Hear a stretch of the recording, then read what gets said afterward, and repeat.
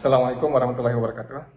Saya Dr. Biprim Basarah Yunwarso, Ketua Umum Ikatan Dokter Anak Indonesia. Kali ini saya akan membacakan rekomendasi Ikatan Dokter Anak Indonesia terkait pembelajaran tatap muka di masa pandemi untuk pemutakhiran 2 Januari 2022. Kita tahu bahwa dengan pertimbangan bahwa sudah ditemukannya varian Omicron di Indonesia dan juga biasanya pasca liburan panjang, dalam hal ini liburan Natal dan Tahun Baru, biasanya akan ada lonjakan kasus COVID-19 di Indonesia. Kemudian juga data di negara lain, yaitu Amerika Serikat, Eropa, Afrika, terkait peningkatan kasus COVID-19 pada anak dalam beberapa minggu terakhir.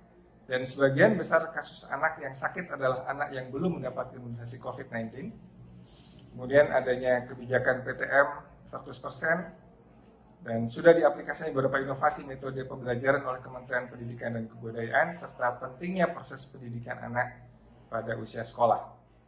Oleh karena itu, IDAI merekomendasikan sebagai berikut. Yang pertama, untuk membuka pembelajaran tatap muka, 100% guru dan petugas sekolah harus sudah mendapatkan vaksinasi COVID-19.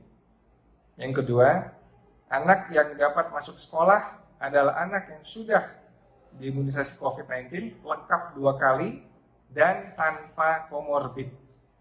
Yang ketiga, sekolah tetap harus patuh pada protokol kesehatan yang terutama difokuskan pada penggunaan masker wajib untuk semua orang yang ada di lingkungan sekolah, ketersediaan fasilitas cuci tangan, menjaga jarak, tidak makan bersamaan, memastikan sirkulasi udara yang terjaga baik, dan mengaktifkan sistem penapisan aktif per hari untuk anak, guru, petugas sekolah, dan keluarganya yang memiliki gejala suspek COVID-19. Keempat, untuk kategori anak usia 12-18 tahun, pembelajaran tatap muka dapat dilakukan 100% dalam kondisi berikut. Tidak adanya peningkatan kasus COVID-19 di daerah tersebut dan tidak adanya transmisi lokal Omicron di daerah tersebut. Pembelajaran tatap muka dapat dilakukan metode hybrid 50% luring, 50% daring apabila kondisinya masih ditemukan kasus COVID-19 namun positivity rate di bawah 8%, ditemukan transmisi lokal Omicron yang masih dapat dikendalikan, anak, guru, dan petugas sekolah sudah mendapatkan vaksinasi COVID-19 100%. Kelima, untuk kategori anak usia 6-11 tahun, pembelajaran tatap muka dapat dilakukan dengan hybrid 50% luring, 50% daring dalam kondisi sebagai berikut.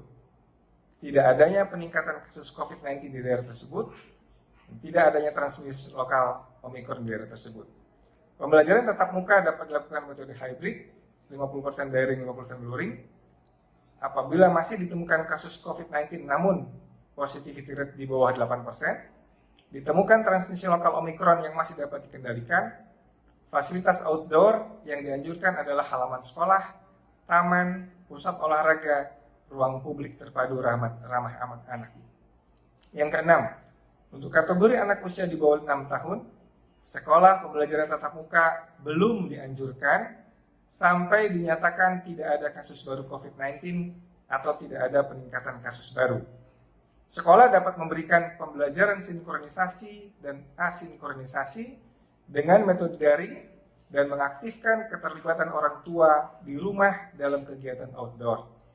Sekolah dan orang tua dapat melakukan kegiatan kreatif seperti mengaktifkan permainan daerah di rumah, melakukan pembelajaran outdoor mandiri di tempat terbuka masing-masing keluarga dengan modul yang diarahkan sekolah seperti aktivitas berkebun, eksplorasi alam, dan sebagainya.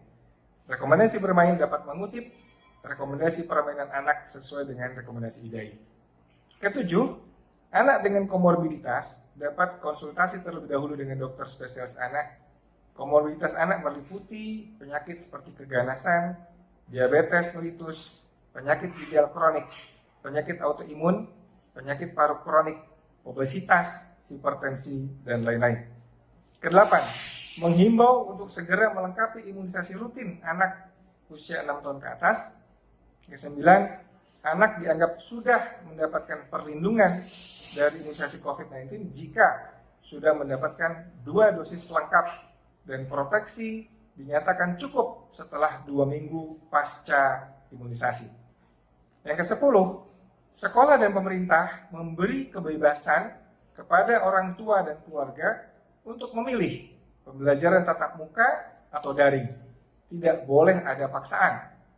Ke-11, untuk anak yang memiliki pembelajaran daring, sekolah dan pemerintah harus menjamin ketersediaan proses pembelajaran daring.